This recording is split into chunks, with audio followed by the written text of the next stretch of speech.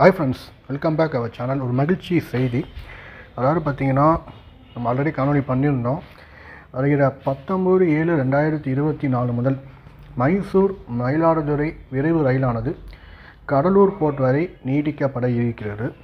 நாளைக்கு மயிலாடுதுறை சந்திப்பில் காலை 10:55க்கு இதற்கான துவக்க விழானது நடைபெற உள்ளது.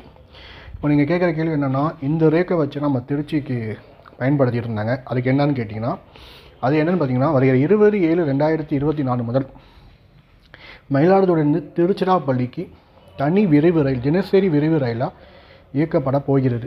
அதுவும் 20ஆம் தேதி 20/7/2024 அதுவும் துவங்க இருக்கிறது. ஆக்சுவலாக இப்போ பார்த்திங்கன்னா, மைசூர் மயிலாடுதுறை ரயிலை தான் நம்ம திருச்சிக்கு பயன்படுத்தணும். கிட்டத்தட்ட பார்த்திங்கன்னா 23 கோச்சஸ்லாம் நம்ம பயன்படுத்திகிட்டு இருந்தோம். இனி என்ன ஆறுன்னு பார்த்திங்கன்னா, 20/7/2024 முதல் மயிலாடுதுறை திருச்சிராப்பள்ளி விரைவு ரயிலானது 10 பெட்டிகள் கொண்டு ரயிலாக இயக்கப்பட போகிறது. ஸோ நம்ம ஸ்லீப்பர்ஸ்லாம் போனோம், இனி அதெல்லாம் போக முடியாது. இனி நார்மல் கோச்சஸில் தான் நம்மளால் போக முடியும். ஸோ 10 கோச்சஸ் மட்டும்தான் இதில் கொடுத்துருக்காங்க.